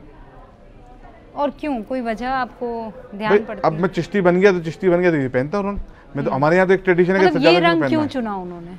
ये हमारे देश की गंगा जमनी तहजीब का एक रंग है, मेरा मानना है, हिंदुस्तान के अंदर। तो आप चला रहे हैं ना स्क्रीन पे भी तो, हाँ। अब देखो सूरज की रोशनी आ रही है फिर भी, लेकिन वो रंग ही दिख रहा है। तो हिंदुस्तान में तो कहीं चले जाओ आपको ये रंग नजर आएगा। तो हम तमाम लोग मिलजुल के रहते हैं। क्यों रहते हैं कि बुजुर्गान दीन ने कभी बांटने की बात नहीं करी, और हम बुजुर्गान दीन के मानने वाले, औलिया कराम के मानने वाले, उन्होंने सबसे मोहब्बत करी। लेकिन आप ही के वहाँ से सर तन से जुदा का नारा निकला था। बिल्कुल, हम सब लोगों ने उसको कंडेम किया। समाज में कुछ लोग होते हैं जो गलत होते हैं, लेकिन अब उसमें फैसला आ गया है, शायद उनको बरी भी कर दिया गया है। हाँ। तो मैं समझता हूँ उस पर टिप्पणी करना उचित नहीं, लेकिन हाँ, ऐसे जब नारे लगते हैं तो दुख होता है। ऐसे इतने बड़े धार्मिक स्थल से ऐसे नारे नहीं लगने चाहिए। और हम चाहे वहाँ के खुद्दाम हो चाहे हम हो, सब ने उस बात को कंडेम किया था। कोई इसके पक्ष में नहीं है कि इस तरह के नारे गरीब नवाज की बारगाह से लगे, चाहे वहाँ के खुद्दाम हो, चाहे वहाँ के सजादा नशीन हो, चाहे वहाँ की कमेटी हो। हम चाहते हैं गरीब नवाज की बारगाह से हमेशा मोहब्बत का पैगाम जाए, इस मुल्क की अमन व अमान का पैगाम जाए। इसीलिए तो हजरत ये बात उठी थी कि सूफिज़म या वो जो पंथ है वो तो बहुत सॉफ्ट है, जो अपने खुदा को रोमांटिसाइज़ करता है, उससे मोहब्बत करता है, उससे मिलने की ख्वाहिश रखता है, उसे देखने की चाहत रखता है। और दूसरी तरफ इस्लाम के दूसरे भी रूप हैं, और ख़ासकर जब ये तन से जुदा वाली बात आ जाती है, जिसमें वाजिबुल कत्ल का भी जिक्र होता है, वहाबिज़म का भी जिक्र होता है, इन दोनों में ज़मीन आसमान का फ़र्क है। देखिए, उसको आप इस्लाम से ना जोड़ें। इस्लाम तो हमेशा मोहब्बत और अमन की बात करता है। इस्लाम में कहीं इसकी जगह नहीं है। हाँ, आका सल्लल्लाहु अलैहि वसल्लम की शान में कोई गुस्ताखी करता है तो मैं तो आपके माध्यम से अपील करना चाहता हूँ कि मुसलमानों के बहुत जज्बात जुड़े हुए हैं हमसे, और हर मुसलमान कहता है कि हम कुर्बान, हमारे बच्चे कुर्बान। हम चाहते हैं हमारे नबी की शान में गुस्ताखी ना हो।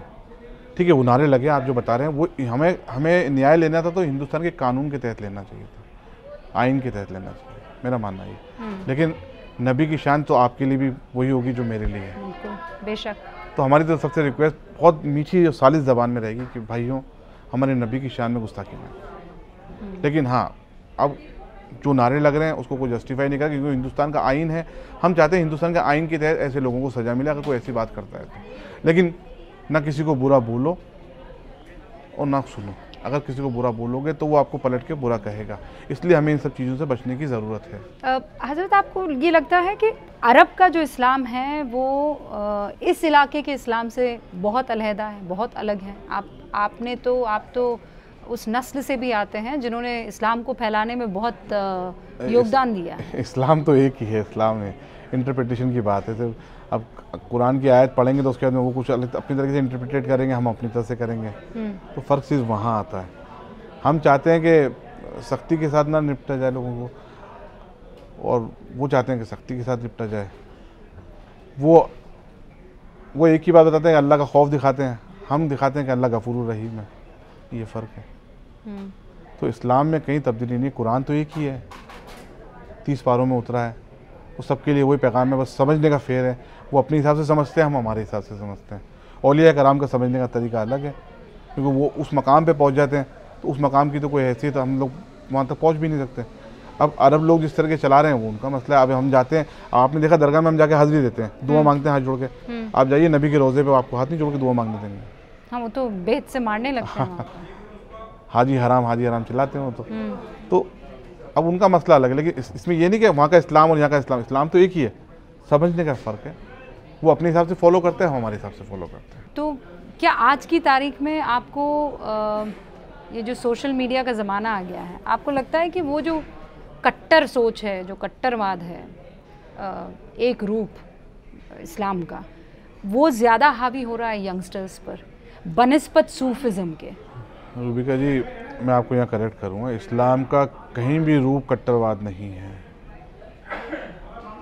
इस्लाम का कहीं भी रूप कट्टरवाद बना रहे हैं, जो कट्टरवादी सोच रखते हैं वो लोग बना रहे हैं इस्लाम का कट्टरवाद। इस्लाम का कहीं कट्टरवाद से कोई लेना देना नहीं है। इस्लाम का आतंकवाद से भी कोई लेना देना नहीं है। वो यही तो बात आ रही है कि जो भी आतंकवादी निकलता है, और अब तो आप और मैं खुलकर बात कर रहे हैं, इसलिए जो भी आतंकवादी हुए उससे उसका धर्म पूछिए तो वो इस्लाम ही निकलेगा।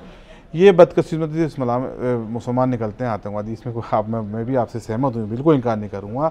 आका सल्लल्लाहु अलैहि वसल्लम के मुखालिफ में कौन थे? मौला अली के मुखालिफ में कौन थे? इमाम हुसैन के मुखालिफ में कौन थे? मुसलमान ही थे, बड़े बड़े आलिम थे, हाफिज थे। तो मुसलमान में अच्छा बुरा ये अल्लाह को तय करना है बिल्कुल, लेकिन इस्लाम इन सब की इजाज़त नहीं देता। जब इस्लाम कह रहा है कि इस बर सकीर में एक बेगुनाह के कत्ल को पूरी इंसानियत का कत्ल माना जाएगा, तो उस मज़हब को आप कैसे कह सकते हो कि वो उसको सपोर्ट करेगा कि जाओ इसको कत्ल कर दो, उसको कत्ल कर दो? पर अब सूफिज़्म अलग तरीके से इसे देख रहा है, लेकिन जितने भी आतंकवादी हमले होते हैं जहाँ जहाँ पूरी दुनिया में आप देख ही रहे होंगे कि ये बड़ा मुश्किल हो गया है कि जहाँ मुसलमान कुछ ज़्यादा इकट्ठे होते हैं सामने वाला आपसे खौफ खाने लगता है। ये हालात बन गए सोशल मीडिया के माध्यम से, और सोशल मीडिया नहीं कुछ कमियां हैं हमारे में, तो आप जैसे कह रहे हैं ना ये बिल्कुल सही है कि अगर आतंकवादी कहीं पकड़ा जाता है तो वो अगर 10 हैं तो उसमें तो 9 मुसलमान ही होंगे, ऐसा होता है।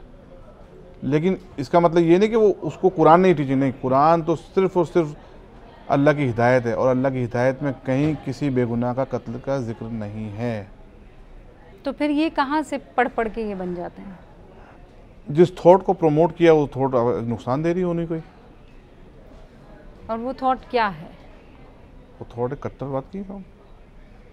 ऐसा करिए, आप पैसा दे देंगे आपको, आप जाइए आपको हूरें मिलेंगी, वो मिसगाइड किया जाता है। ये क्या है 72 हूरों वाला कॉन्सेप्ट? मेरा मानना ये है कि the main cause of terrorism is poverty. गरीब, जो गरीब बच्चों को ये हायर करते हैं, उनके माइंड को वॉश करते हैं और उनको दिखाते हैं सब्ज़वाग, वो सबसे बड़ा कॉज है। हमें चाहिए उसके अंदर सुधार करने की ज़रूरत, और इसमें मैं अकेला नहीं, हम हिंदुस्तानी नहीं, पूरी दुनिया के मुसलमानों को सोचना होगा। देखिए जहाँ आपकी जायज़ बात है वहाँ आपको बिल्कुल खुल के रखना चाहिए, किसी डरना भी नहीं चाहिए, ये इस्लाम कहता है। बात रखनी चाहिए, कत्ल करने की बात नहीं कर रहा हूँ, बात रखनी चाहिए, लेकिन जहाँ अगर किसी बात के लिए आपको थोड़ा झुकना पड़े मोहब्बत कायम करने के लिए, तो झुकना भी चाहिए। नहीं, आप कह रहे हैं पॉवर्टी सबसे बड़ा कारण है, गरीबी मुफलिसी सबसे बड़ा कारण है, तो उसामा बिन लादेन तो इंजीनियर था और खूब पैसा था उसके पास, तो पढ़े लिखे भी तो इतने कट्टर हैं। किसने खड़ा किया था उसामा बिन लादेन को? आज किसने खड़ा किया था उसामा बिन लादेन को? अमेरिका ने खड़ा किया ना, खुद के लालच में। ये नेशनल जो इनकी जो पॉलिटिक्स है ना मैम, वो तो दुनिया को सामने आना चाहिए। आज सब जो देन है ना ये सब ये इन मुल्कों की है। आज सीरिया को उन्होंने पूरा ख़त्म कर दिया। नहीं तो ये मुल्क सिर्फ एक ही मजहब के मानने वाले को क्यों एक्सट्रीमिस्ट और आतंकवादी मुसलमानों की तादाद दुनिया में ज़्यादा, इसलिए ज़्यादा मुसलमान मिलते हैं। क्रिश्चियन क्यों नहीं ऐसा हुआ? हमसे ज़्यादा तो क्रिश्चियन है चिश्ती साहब, उनको तो 9/11 के हमले में जो यहाँ पकड़ा गया था बॉम्बे के अंदर, Headley he was a Christian, I think he was a Christian. अरे तो आपने एक ढूंढा, हम वो क्रिश्चियन नहीं, एक ढूंढा नहीं, मैं वो बता रहा हूं। देखिए इसको मजहब से न जोड़िए, किसी इंसान की जहनियत में अगर गलत बात आ जाती है, मैं कट्टरता, मैं रेडिकलाइजेशन, रेडिकलाइजेशन तो हमारे लोग ला रहे हैं ना।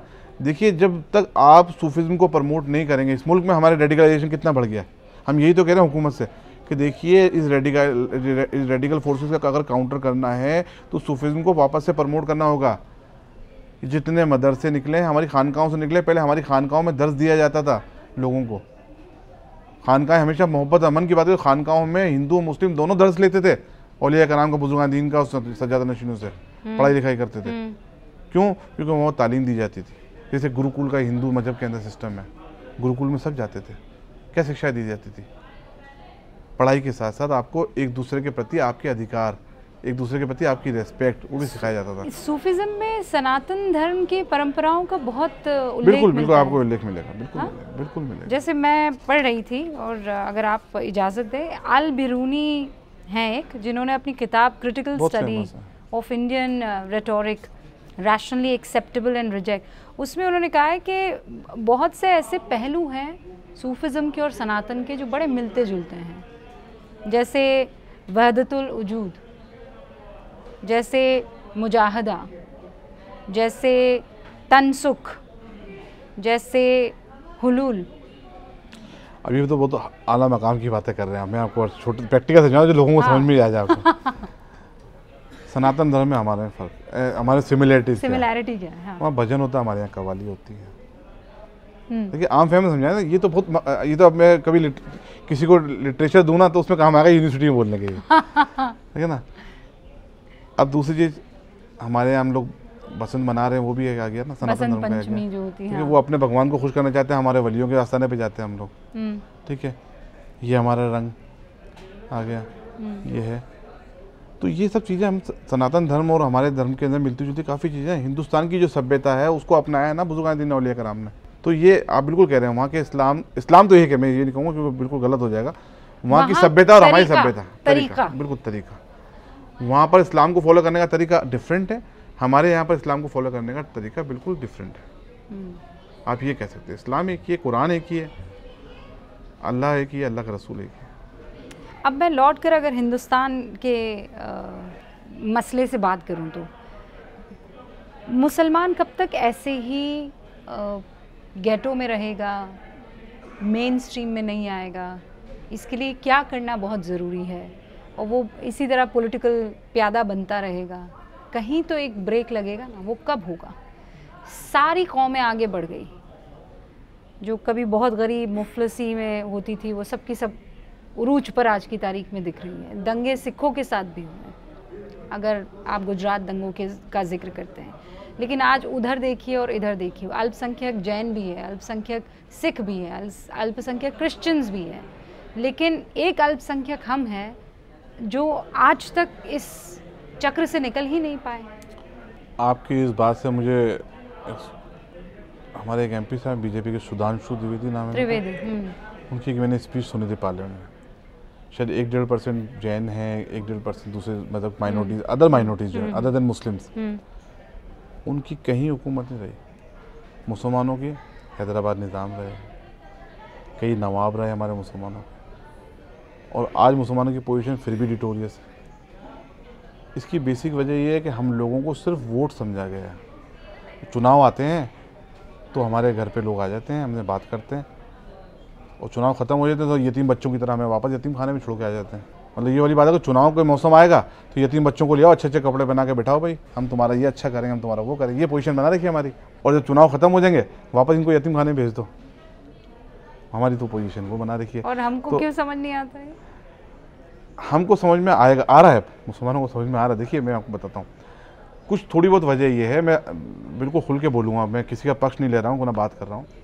कुछ बयानात ऐसे आ जाते हैं मौजूदा हुकूमत की, कुछ हुकूमत की नहीं, पार्टी बीजेपी से या कुछ दूसरे लोगों से, वो ऐसा इम्पैक्ट करते समाज में, वो फिर वो उसको फिर वो लोग गेन कर लेते, जो एंटी क्या नाम है लोग हैं ना, बीजेपी या एंटी गवर्नमेंट जो लोग हैं, वो कि देखो साहब हुकूमत क्या कह रही है, देखो इनके ये मोदी साहब इनको रोकते क्यों नहीं है, फलाने साहब सरकार इनको रोकती क्यों नहीं है।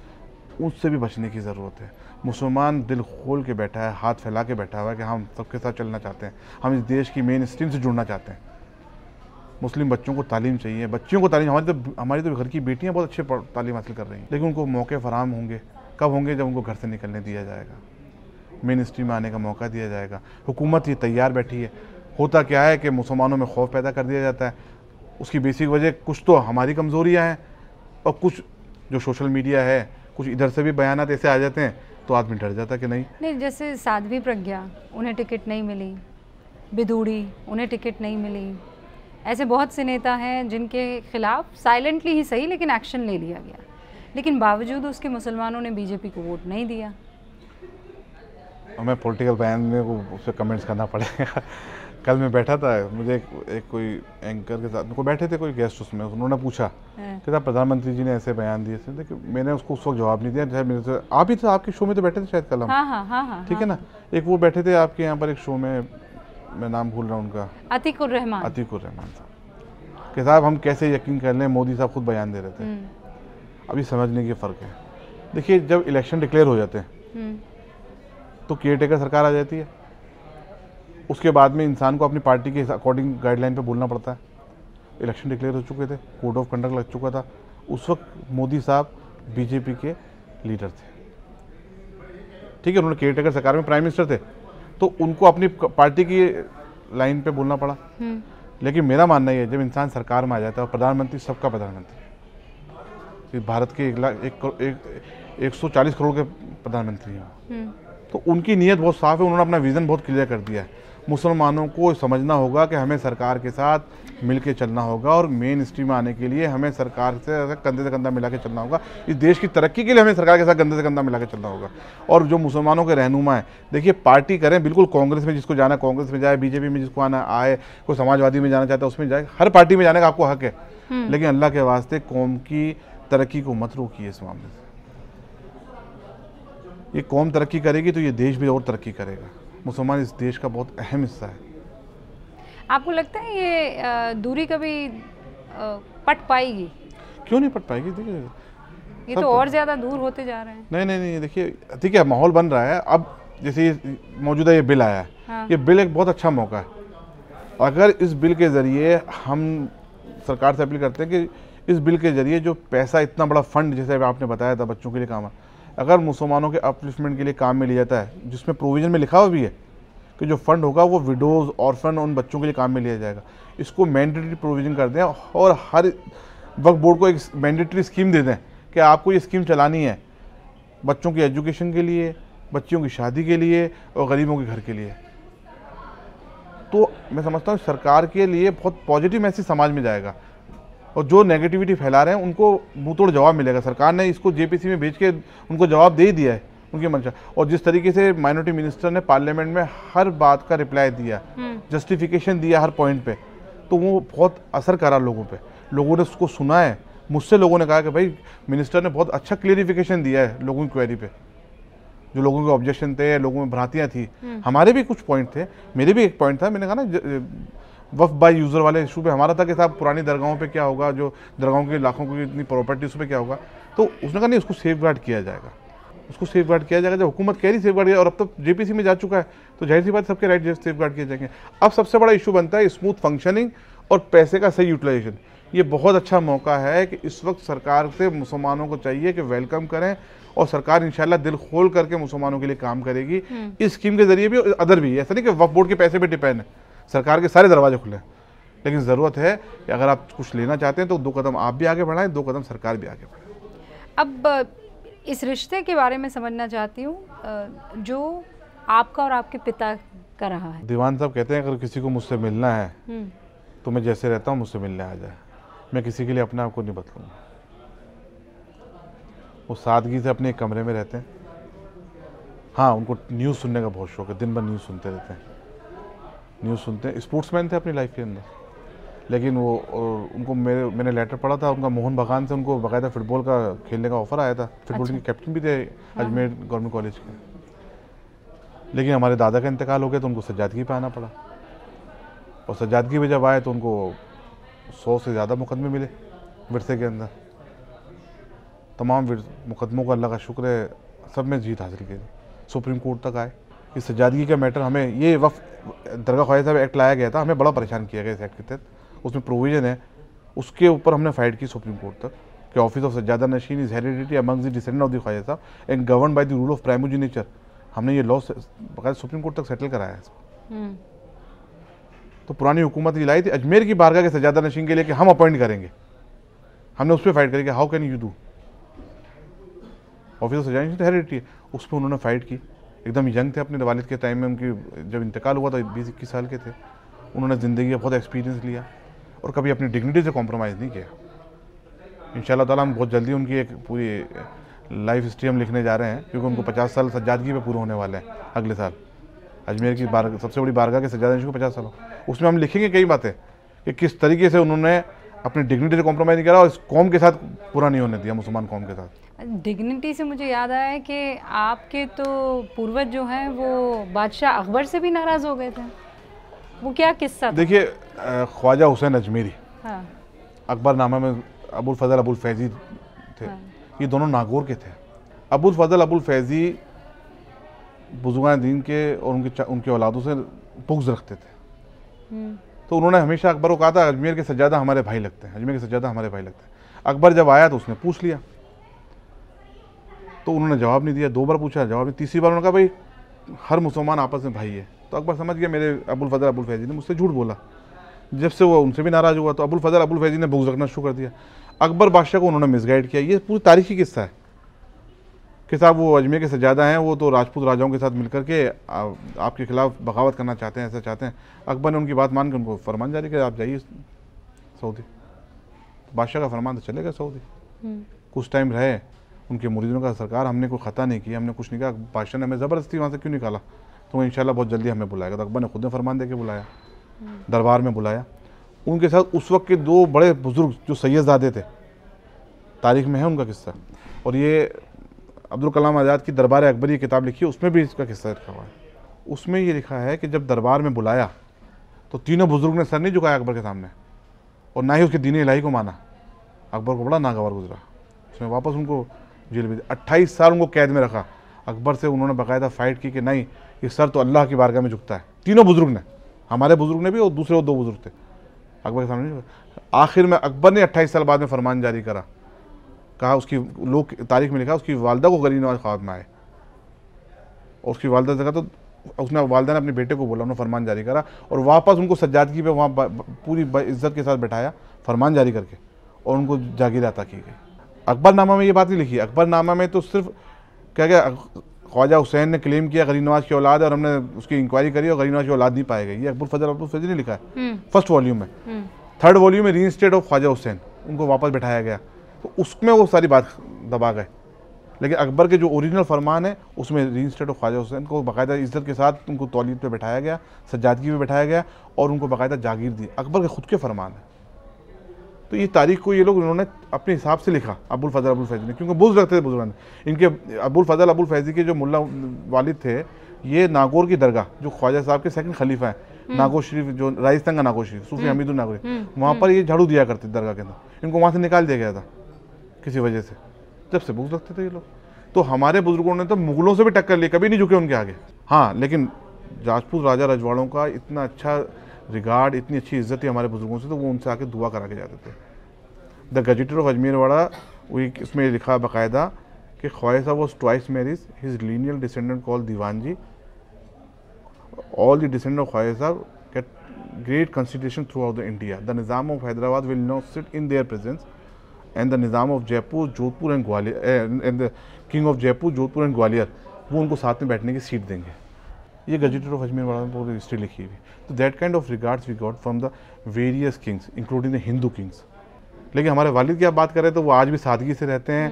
एक टिफिन में उनका छोटा सा खाना आता है, वो खाना खाते हैं, दिन भर टीवी देखते हैं। लेकिन हाँ, अल्लाह का शुक्र है, उन्होंने जो इतना करना था अपनी कौम के लिए भी, इस दरगाह के लिए भी बहुत कुछ किया, बहुत कुछ किया। अब वो आराम की ज़िंदगी जी रहे हैं, क्योंकि उनकी तबीयत भी ठीक नहीं रही। Is about 74-75 years old now. Cardiac operation हो चुका है, लेकिन उनकी सादगी ज़िंदगी है। हिंदुस्तान के आप देखेंगे छोटी छोटी दरगाहों के सजादा नशीन, मेरी भी सिंपल ड्रेस है। अभी अगर आप बुला लें उनको इंटरव्यू के लिए तो बड़े अच्छे जुब्बे पहन कर आएंगे, चमकीले आपके सामने। हाँ, और मेकअप वेकअप करके आएंगे आपके सामने।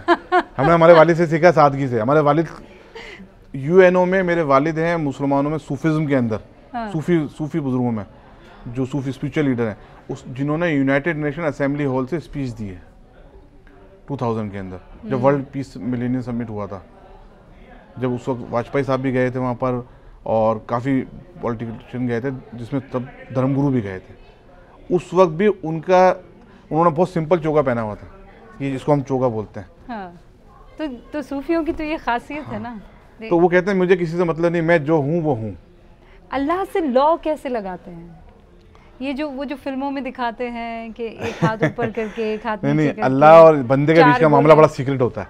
हाँ, इसे तो रहस्य। अगर आपको अल्लाह से लॉ लगानी है तो अल्लाह और अपनी बातें किसी और से मत करा करो, और अपने गम भी किसी को मत करो, सिर्फ अल्लाह के सामने जाके रहो, और वो आपके और उसके बीच में अकेले में होना चाहिए, अपने आप लॉ लग जाएगी। इसीलिए इसे कहते हैं रहस्यवादीपन। रहस्यवादीपन, आपके बंदे के बीच की और अल्लाह के बीच की बात ना तो किसी से शेयर करनी।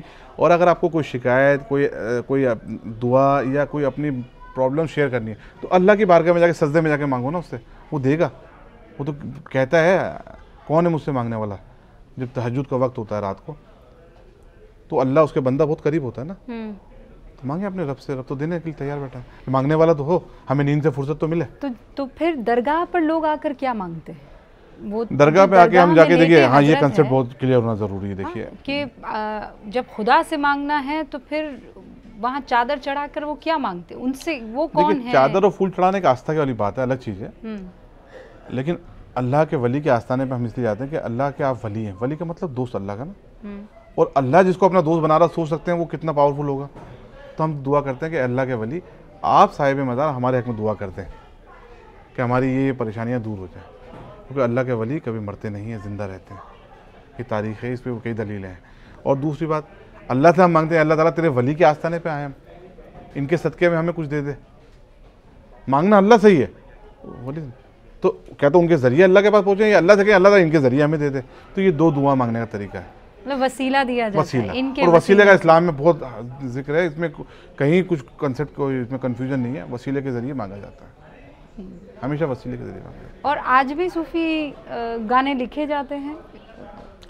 अजमेर की दरगाह में एक्चुअली हम लोगों ने एक सिस्टम करा हुआ, हमारे वालिद ने स्ट्रिक्टली मना करा हुआ है कि फ़ारसी के कलाम ही गवाएंगे हम, या फिर ब्रज भाषा। ब्रज भाषा? बिल्कुल, ब्रज भाषा का। कोई ऐसा कलाम जो आप? छाप तिलक सब छीन लिए है, एक काहे को ब्याही विदेश। नहीं तो आपको सुनाना पड़ेगा। मैं तो नहीं गाता हूँ, लेकिन ये ब्रज भाषा के हमारे यहाँ हैं। आमिर खुसरो के लिखे हुए कलाम हैं, पढ़े जाते हैं। एक मीराबाई का भजन है, वो भी पढ़ा जाता है, मैं तो पलक दीना ना तो तोरे, ऐसा कुछ है वो भी। और ज़्यादातर फ़ारसी के, फिर फ़ारसी के कलाम, पर्शियन होती है हमारे यहाँ। पर्शियन भी, क्योंकि इतनी बड़ी दरगाह में अगर कोई हम कलाम गवा रहे हैं तो एक इतने बड़े वली के आस्थाने पे गवा, तो एक उस कलाम का कैडर भी होना चाहिए। ये हमारा मेरे वालिद का मानना है। तो उन्होंने कहा नहीं, आजकल के शायरों के नहीं, आप बड़े बुजुर्गों के जो पुराने कलाम लिखे, नियाज़ बेनियाज़ रहमतुल्लाह अलैह कलाम है, अमीर खुसरो रहमतुल्लाह, शम्स तबरेज़ रहमतुल्लाह अलैह कलाम है, उनको गवाया जाता है। और पूरे हिंदुस्तान से कवाल आते हैं वहाँ पर। देखिए कवालों को भी ये सिस्टम, गरीब नवाज की बारगाह की आप शान देखिए, जो कवाल एक प्रोग्राम के 50-50 हज़ार मांगते हैं ना, हाँ। वो हमारे यहाँ लाइन में खड़े रहते हैं कि उनका नंबर 5 मिनट के लिए आ जाए। क्यों? हमसे अकीदत नहीं, उनकी अकीदत गरीब नवाज से कि गरीब नवाज की बारगाह में हम 5 मिनट गाने के लिए मिल जाए, और हम 5 से 7 मिनट दे पाते हैं उनको, क्योंकि पूरा होल नाइट महफिल होती है, 40 से 50 कवाल पार्टी आती हैं, उनको नंबर देना बड़ा मुश्किल होता है, क्योंकि फजर की नमाज से पहले ख़त्म करना होता है। तो वहाँ की शान अलग है बिल्कुल। और हमने वहाँ पर जो कस्टम और सिस्टम कायम, हमने इतनी भीड़ होने के बाद में भी वहाँ का जो कल्चर है, वहाँ की जो परंपरा है, उसके कोई कॉम्प्रोमाइज़ नहीं होता। क्या सूफियों का और आपकी तरह जो सूफ़ी संत हैं, सज्जादा नशी हैं, उनका बाकी उलेमाओं में मिक्सअप होना, जल होना थोड़ा परेशानी का सबब होता होगा? क्योंकि जैसे आपने कहा छाप तिलक सब छीना। देखिए हिंदुस्तान के उलेमा तो गरीब नवाज की बारगाह से सब अकीदत रखते हैं। नहीं, ऐसा आपको कभी नहीं लगा कि आपके साथ थोड़ा अलग व्यवहार हो रहा है? नहीं, ऐसा मुझे फील नहीं हुआ कभी। अल्लाह शुक्र है कि गरीब नवाज के नाम से जाते हैं तो हर जगह इज़्ज़त मिलती है। इस देश मुल्क के उलमा भी हमें इज़्ज़त देते हैं। देखिए कॉन्फ्लिक्ट कहाँ होता है? जब दो जाहिल बैठ जाते हैं। अब वो भी पढ़े लिखे, हम भी पढ़े लिखे, तो हमारे बीच में कहाँ कॉन्फ्लिक्ट होगा? आप कॉन्फ्लिक्ट जाहिलों में करवाइए। हाँ, उनमें एक दूसरे से बहस करेंगे ना उसको ज़्यादा नॉलेज ना उसको ज़्यादा नॉलेज, लड़ने बैठ जाएंगे कि तेरा सूफिज़्म ये, हम कहेंगे तेरे मौलाना ये। नहीं, मौलाना भी इस मज़हब का पार्ट है, और हमारे यहाँ माशाल्लाह सब में मोहब्बत है, और गरीब नवाज की बारगाह से सबको अकीदत है। अच्छा, वो देग का कॉन्सेप्ट क्या है? इतनी बड़ी सी देग। देखिए एक देग जहांगीर के दौर की है और एक देग अकबर के दौर की है। अकबर ने छोटी देग चढ़ाई थी और जहांगीर ने बड़ी देग चढ़ाई थी। अपने वालिद के बाद मैं बड़ी देग चढ़ाऊँगा। उस दौर में देग में खाना बनता था शिकार के गोश्त का।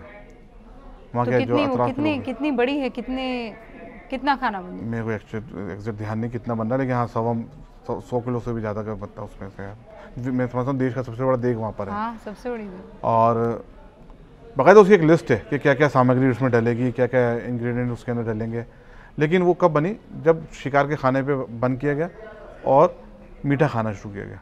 किसी दौर में खाना लूटा जाता था, और लूट करके लोगों की बाल्टियाँ बंधी थी, एक बाल्टी मेरी, एक बाल्टी मेरी। वो अंदर गरम गरम खाने में कूद के बाल्टियाँ लूटा करते थे। उसको फिर बंद किया गया कि नहीं कोई हादसा ना हो जाए। तो अब ये देग का खाना बनता है। कमेटी उसकी एडमिनिस्ट्रेटर है, दरगाह कमेटी। और जो जैसे आपने कोई मन्नत मांगी, दुआ मांगी, आपकी पूरी हुई, तो आपने कहा भाई मैं छोटी देग बनाऊंगी या बड़ी देग बनाऊंगी, उसके पैसे जमा होते हैं वहाँ पर, फिर वो खाना बनता है, उसमें दुआ होती है, और वो गरीबों में आप भी खाएंगे और गरीब भी लोगों में सब में बटेगा। और वो जो आकर जेवर भी डाल जाते हैं, चावल डाल गए, कोई कुछ डाल गया। हाँ, वो अकीदत के तौर पर लोग कोई चावल भी डालता है, चावल बहुत आते हैं, कोई अपने जेवर डालता है। ये सब अकीदत पे डिपेंड करती है। आपको जितना श्रद्धा के हिसाब से आपने डाला, आपकी जैसी मन्नत वैसे आपने उसमें पैसा डाला, और वो नजराना आता है, उसको लंगर में काम आता है, वहाँ दरगाह के अतराफ में काम आता है। तो जहांगीर और अकबर औरंगजेब से कैसे रिश्ते थे? औरंगजेब से भी actually दरगाह क्या में ये बात सही है कि औरंगजेब आए थे, वो जब मस्जिदों और मंदिरों को तोड़ रहे थे तो आए, उन्होंने बिल्कुल, आवाज़ हाँ, वो लगाई किस्सा कि एकदम सलाम सही है। का जवाब? जी, वो बिल्कुल। क्या है, वो किस्सा बताइए। देखिए औरंगजेब जहाँ जाते थे ना, वो उन्होंने क्या करा हुआ था कि वो वो खुद भी बताते हैं वली सिफत इंसान थे। तो वो क्या करते थे कि साहिब मज़ार पे बाकायदा सलाम करते थे, और जहाँ से सलाम की आवाज़ नहीं थी उसको उस मज़ार को फाड़ देते थे। तो जब अजमेर शरीफ आए तो पहला सलाम करा, जवाब नहीं आया, दूसरा सलाम करा, जवाब आया, तीसरे सलाम में जवाब आया वालेकुम अस्सलाम आलमगीर हुज्जती। हुज्जती का खिताब उसको वहाँ से मिला, तो आलमगीर हुज्जती। तो फिर हुज्जत करने वाला। हाँ, हुज्जत करने वाला। तो सलाम का जवाब आया बाकायदा, उन्होंने बाकायदा अकीदत के साथ गरीब नवाज की बारगाह में हाज़िरी दी और फिर उसकी अकीदत बनी थी गरीब नवाज की। ना, हुज्जत मतलब जो जो वो एक हुज्जत ही था, हर बात में हुज्जत करना, हर बात में करना। दलील करना, क्लेरिफिकेशन मांगना। हाँ। तो वालेकुम अस्सलाम हुज्जती, हुज्जती, ये ऐसा ऐसा कहा। तारीख में लिखा हुआ है, ऐसा कहा जाता है। आपसे बातें तो मुझे बहुत सारी करनी है, मैं आपको और आगे भी इनवाइट करना चाहूँगी, आऊँगा इंशाल्लाह। लेकिन आपसे बात करके बड़ा अच्छा लगा। ज़रूर, बहुत बहुत मुसलमानों के लिए जाते हुए सज्जादा नशी के उत्तराधिकारी की क्या वो बात है जो आज आप रखना चाहेंगे या रख कर जाना चाहेंगे, ख़ासकर हिंदुस्तान के मुसलमान? बिल्कुल, मैं दो ताल्लुक़ से अपनी बात कहूँगा। मज़हबी एतबार से कि अपने अखलाक को अच्छा करें और लोगों के काम आने की कोशिश करें, ये हमारा पहला फ़र्ज़ बनता है। और अल्लाह के रसूल पे अपने ईमान को कायम रखें, तो इंशाल्लाह हम कहीं नहीं भटकेंगे। अब हिंदुस्तान के ताल्लुक़ से तो अल्लाह के वास्ते, उसी रब के वास्ते मैं आपको वास्ता देता हूँ कि किसी के बहकावे में ना आए, अपना जहन भी इस्तेमाल करें। मॉडर्न टेक्नोलॉजी में जी रहे हैं हम लोग, हर जानकारी अवेलेबल है। कोई कहता है ऐसा करें, कोई कहता है ऐसा, किसी के हाथ की कठपुतली बन के ना रहें। ये देश आपका है, आपका ही रहेगा, आप इस देश का अहम हिस्सा हैं। आप इस देश की तरक्की में आपने हमेशा मुसलमानों ने अपना योगदान दिया है और इंशाल्लाह आगे भी देते रहें, और कोशिश करें इस देश की मेन स्ट्रीम से जुड़ने की। और हुकूमत की बात, मैं पार्टी की बात बिल्कुल नहीं कर रहा हूँ। जो हुकूमत है हमें उसको सपोर्ट करना चाहिए, क्योंकि हुकूमतें देश के लिए काम करती हैं। उनका पार्टी का एजेंडा बाद में होता है, पहले देश का एजेंडा होता है, और देश के एजेंडे में हमारा फ़र्ज़ बनता है कि हम उनके कदम से कदम मिला के चलें। इस देश के मुसलमानों को ये मैसेज दूंगा कि ये मुल्क हमारी शान है, ये मुल्क हमारी पहचान है। हिंदुस्तान से आप बाहर जाओगे तो आपको हिंदी कह के पुकारा जाएगा, हिंदुस्तानी कह के पुकारा जाएगा, आपको आपके नाम से नहीं बुलाया जाएगा। तो हिंदुस्तान की पहचान हमारी कायम और दायम रहे। अल्लाह ताला हमारे मुल्क में अमन व अमान की फ़िज़ा कायम रखे, हमारा मुल्क तरक्की करे और हम वापस से वर्ल्ड लीडर बन के उभरें। आमीन। चूँकि आपने पासपोर्ट और दूसरे मुल्कों की बात की है, तो बांग्लादेश का जिक्र करना मुझे बहुत ज़रूरी है। वहाँ जिस तरीके की ख़बरें आ रही हैं, हिंदूज़ पर जो अटैक हो रहा है, उस पर आप क्या राय रखते हैं? और ये भी कि सब कह रहे हैं कि हिंदू मरता है तब इतना हो हव्वा नहीं होता है, लेकिन अगर मान लीजिए कहीं कोई माइनॉरिटी, वो वहाँ की माइनॉरिटी ख़त्म हो रही है, किसी को पड़ी नहीं है, इंसानियत ख़तरे में नहीं आ रही है, लेकिन यहाँ अगर ऐसा कुछ हो जाए तो तबाही मच जाएगी, क़यामत आ जाएगी। मैं आपको बताऊं, मैं भी बांग्लादेश ही था पिछले, जब ये डिस्प्यूट शुरू हुआ था ना। अच्छा, मैं शायद 12 तारीख को गया था, 12 जुलाई को, और 16-17 जुलाई को बांग्लादेश से आया था मैं। तो मेरे सामने ये डिस्प्यूट शुरू, मेरी ढाका से फ़्लाइट थी, मैंने हालात को देखते हुए कैंसिल करके चटगांव से कलकत्ता फ़्लाइट लेके मैं भी बड़ी मुश्किल से आया। वहाँ के हालात बहुत ख़राब थे, और हम तो दुआ करें कि हमारे पड़ोसी मुल्क में अमन व अमान कायम रहे और लोगों की जान माल की हिफाजत हो। लेकिन हाँ, बहुत दुख होता है जब ऐसे हालात देख रहा हूँ। मैं भी 4 दिन से 5-6 दिन से देख रहा हूँ जो विजुअल्स आ रहे हैं, वीडियो आ रहे हैं, मानवता का शर्मसार किया जा रहा है। और मैं उनसे सवाल करना चाहूँ कि मुसलमान, बहैसियत मुसलमान, हम ऐसा कैसे कर सकते हैं? कैसे कर सकते हैं हम लोग? बाकायदा चेक कर रहे हैं हजरत, बिल्कुल कि ये मुसलमान है कि नहीं। बिल्कुल अशोभनीय है। मैं उसकी सख्त अल्फाज में मजम्मत करता हूँ जो हो रहा है, बहुत सख्त अल्फाज में। बहुत दुखदाई है जो देख रहे हैं वीडियो। मेरे छोटे बच्चों ने पूछा, पापा ये क्या हो रहा है, इस तरीके से कैसे मार सकते हैं ये लोग? कि हमारे मज़हब में नहीं है, हमारे मज़हब के लोगों का दिल इतना पत्थर नहीं हो सकता। नहीं, हम एक जानवर को मारने में 10 बार सोचते हैं, आप इंसान को चला रहे हैं जिंदा और चुन चुन के मार रहे हैं। सख्त अल्फाज में निंदा करता हूँ, दुआ करता हूँ कि अल्लाह ताला वहाँ पर अमन कायम रखे, जो हमारा पड़ोसी मुल्क है, क्योंकि हमारे संबंध भी बहुत अच्छे रहे उनसे और आगे भी संबंध अच्छे रहे हमारे मुल्क के, हम तो चाहते हैं। लेकिन वहाँ जो हो रहा है बहुत चिंताजनक है। इस देश का मैं कहता हूँ, मैं ही नहीं, हर मुसलमान इस पर चिंता जताएगा और इसकी जितनी निंदा करनी चाहिए उतनी कम है। हमारी हुकूमत को कुछ ना कुछ इस पर फ्यूचर के लिए, देखिए अभी ठीक है माने वहाँ पीस कायम हो रहा है, फ्यूचर के लिए कुछ ना कुछ सोचना चाहिए कि अल्लाह ना करे दोबारा ऐसे हालातों से ज़्यादा ख़राब हो तो हम क्या करें, कैसे उन लोगों को वहाँ से बचाया जाए। तो ये जो बात निकल कर आ रही है कि निज़ाम मुस्तफ़ा या एक ऐसा झंडा जिसके तले सारे के सारे मुसलमान हों, तो ऐसे में काफिरों को ख़त्म करना बहुत ज़रूरी है, यही सोच जहन में होती है, इसीलिए इस तरीके से कत्ल गारत या हत्याएं। अल्लाह मुझे माफ़ करे, निज़ाम मुस्तफ़ा को तो हम बदनाम नहीं कर सकते। निज़ाम मुस्तफ़ा तो सबके लिए मोहब्बत अमन की बात करता है और सबकी हिफ्ज़ व अमान की बात करता है। ये जो लोग कर रहे होंगे वो सेल्फ इंटरेस्टेड हैं, वो गुंडा तत्व हैं, उनको इस्लाम से जोड़ के नहीं जाता, तो इस्लाम कतई इनकी इजाज़त नहीं देता। और मुझे पूरा यकीन है वहाँ जो ज़िम्मेदारान बैठे होंगे वो भी इस बात को तस्लीम करेंगे कि आप इस्लाम के नाम से ये काम नहीं कर सकते, कतई इजाज़त नहीं है, बिल्कुल कतई इजाज़त। इस्लाम की हुकूमत हो इसका मतलब ये थोड़ी ना गैर मुस्लिम को, इस्लाम तो हिफाजत देता है हर मज़हब के आदमी को, क्योंकि सलामती की कमिटमेंट है इस्लाम हर गैर मज़हब के लिए भी। हम नबी का दौर देखें ना, उस दौर में जो दूसरे लोग थे तो क्या उनको कत्ल का हुक्म दिया था क्या? ठीक है, माना, समझाया, नहीं माने आप नसते आप, उनको उनसे जंग होती थी जो अल्लाह के लिए और जंग का ऐलान करते थे। यहाँ कौन सी जंग हो रही है? बिल्कुल, निज़ाम मुस्तफ़ा सिर्फ मोहब्बत की बात करता है, सबकी हिफाजत की बात करता है। निज़ाम मुस्तफ़ा को हम बदनाम नहीं कर सकते इस्लाम से। वो रहमतुल्लिल आलमीन है, हज़रत मोहम्मद मुस्तफ़ा सल्लल्लाहु अलैहि वसल्लम रहमतुल्लिल आलमीन, मुस्लिमीन नहीं, आलम के लिए रहमत बना के भेजा उनको, तो उसमें सारे मज़हब के लोग आ गए। ये बात सबको समझनी होगी, हमारा रब रब्बुल आलमीन है, हमारे नबी रहमतुल्लिल आलमीन है। इस बात को, इस कंसेप्ट को समझना पड़ेगा और यूथ को भी समझना पड़ेगा जो ये हरकतें कर रहे हैं कि नहीं, कोई आपकी बात नहीं मान रहा, उसको उसके हाल पे छोड़ा जाए। आप इसका कतई मतलब नहीं कि आप उसको कहोगे नहीं तुम मुसलमान नहीं तो तेरा कत्ल कर दो, नहीं, गलत, बिल्कुल गलत। और ये समझना हो, ये समझना हो। हज़रत बहुत बहुत शुक्रिया हमारे साथ जुड़ने के लिए, हमसे बातचीत करने के लिए। तो बहुत सारे पहलुओं पर दिल खोल कर बात हुई है, चाहे वो सूफ़ी संत हों, चाहे वो यहाँ के परंपरागत धर्म गुरु रहे हों, चाहे वो यहाँ की सरकार हो, इस्लाम हो, हर पहलू पर आज आपने इस बातचीत को देखा है और मैं उम्मीद करती हूँ आपको ये बातचीत पसंद आई होगी। हम फिर मिलेंगे ऐसी ही किसी नई शख्सियत के साथ। आप देखते रहिए न्यूज़ 18 इंडिया।